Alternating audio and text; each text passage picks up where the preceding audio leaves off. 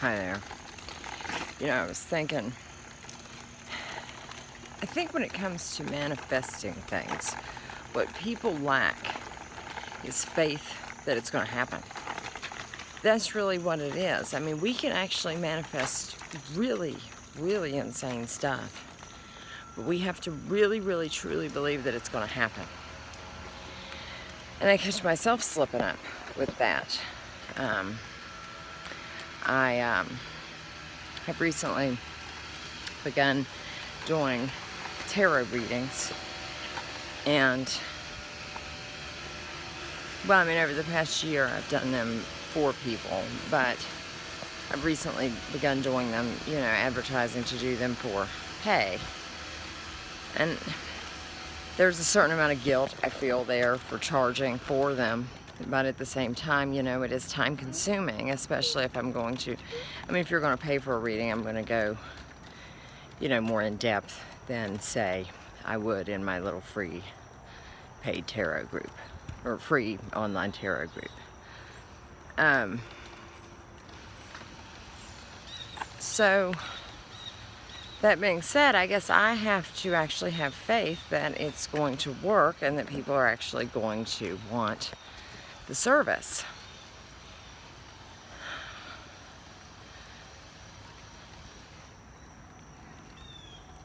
As far as the world on a grand scale, I don't know. I feel that so many of our individual lives have gotten out of control that maybe that's the best place to focus, is the individual lives. We tune out of the programming as much as we can. We tune out of the doomsday stuff, and we envision the most positive future we can right now. Our time may be limited here, and we really need to make the most of it and spend it with the people that we care about the most. And we don't need to spend it doing things like fighting. I mean, if things continue, they're never going to go back to as they were. And that's what people aren't comprehending about the masking and why it matters. Because what you're bringing in won't ever go away. And this is way worse than being strip searched at the airport. It's going to be. Or it has the potential to be. It may not be. And that's what we need to understand. That the future is not set in stone. And we can still sway it. We can still make it good. We can still make it positive. We've really just got to focus on our individual frequency. And I'm not one of these, raise your vibration types. Not like that. Not love and light and raise your frequency. But at the same time, I know from personal experience that there is a higher level of thinking that one can get to, that our brains do operate almost like a radio transceiver, and we can tune into higher stations, and that gives us access to maybe more sacred knowledge, more spiritual knowledge, more clearer truths, actual truths.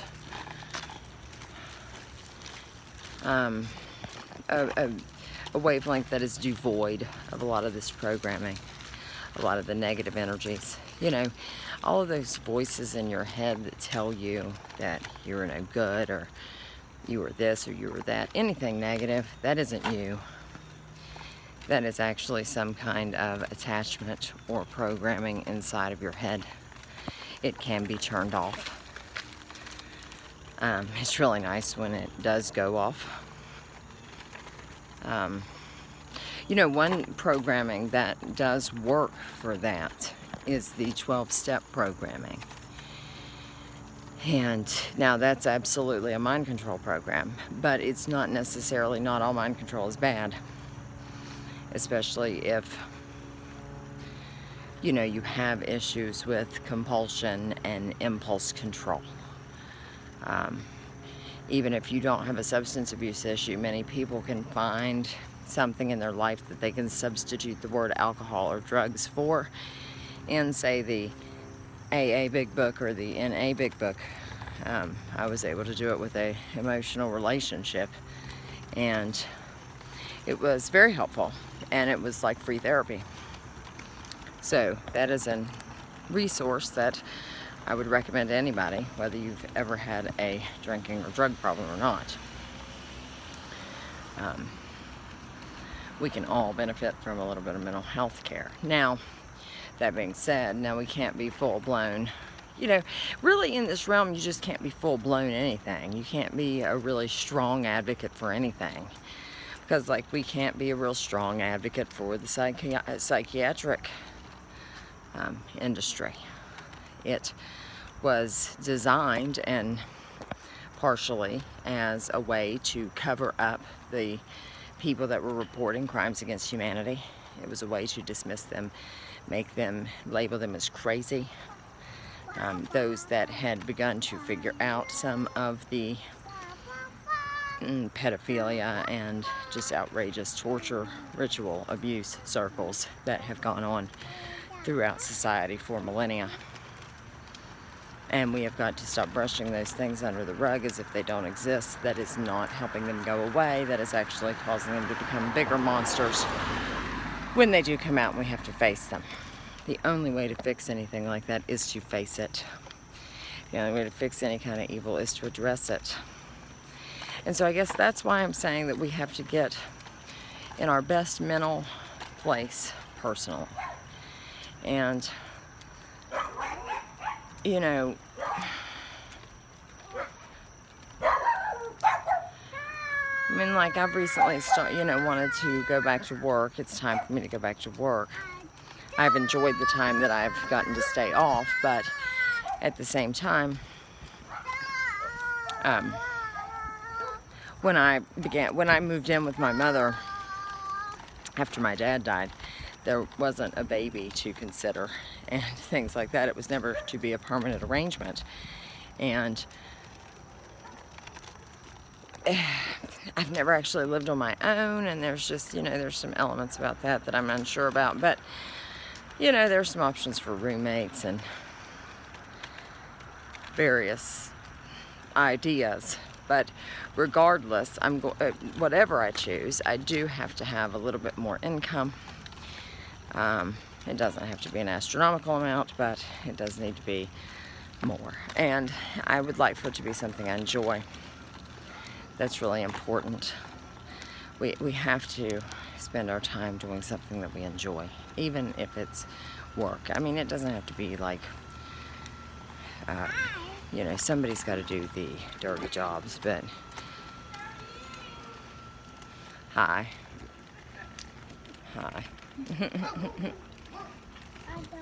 There is a dog. Somebody's got to do the dirty jobs in this society, and so I guess we all can't have jobs that we enjoy, but it's important for as many of us as we can to have jobs that we enjoy and to spend as much of our time as we can being happy and positive and maintaining a higher resonance. There is a certain fear and anger in the air, and an uncertainty and a hopelessness that I've not necessarily felt before on such a large scale. And it's obvious that the way that we are thinking, the way that we've been thinking is negative. I mean, we have manifested this negative reality. I mean, here I walk around this town and there are all these empty houses, yet there are all these homeless people. And I just sit there and I think about the fact that if we could put these homeless people in these empty houses, these people would know where they were going to lay their head at night, and odds are a huge percentage of them would be able to get work after that. I mean, it has been shown that in places where the homeless are given housing, within like 6 months, 90% of them have jobs. I mean, everything here is just done so backwards. This every man for himself attitude that society pushes on us is very, very unnatural. And I guess that's what I have the hardest time relating to, is the feeling of just overwhelming loneliness. It's like I have nobody in my personal life that can comprehend or discuss these things in depth. I have no one in my personal life that during times of trouble was able to even give me a listening ear. You know, and I wonder how much of it is me and how much of it is them. I mean, probably both. I mean, I guess that I always put on the persona of being the strong one. And so then a lot of people don't know how to handle when the strong one breaks down or has a hard time. It's also possible that I was surrounded by a lot of soulless vessels. Either way, it was a dark time that didn't give me a huge amount of faith in the Homo sapien species. Sometimes I wonder if, you know how there are a bunch of us that identify as star seeds. Basically, we just feel as if we didn't come from this realm. We came here from somewhere else in an effort to liberate humanity from the enslavement that they've been subjected to for thousands of years now. The human species is always enslaved to something. Right now it's money, for sure, and other things. Just money and materialism. But, and, well, it gets deeper than that, but we'll just leave it at that. But those of us that are here for those reasons, you know, to liberate humanity, we're here for a mission, we're here to accomplish something. It seems to me that we're the ones that woke up, and very little of the actual Homo sapien species did. It is possible that the Homo sapien species had already been assimilated, and we didn't know it. And when we came in here, you know, when 30% of us came in here to help, we didn't know that we were fighting an already losing battle. And so I feel like almost at this point we need to maintain and just work on collectively trying to get ourselves out of here. If you are awake and if you are aware of the fact that this is an artificial reality and your conscience is trapped in it against your will and you need to get out,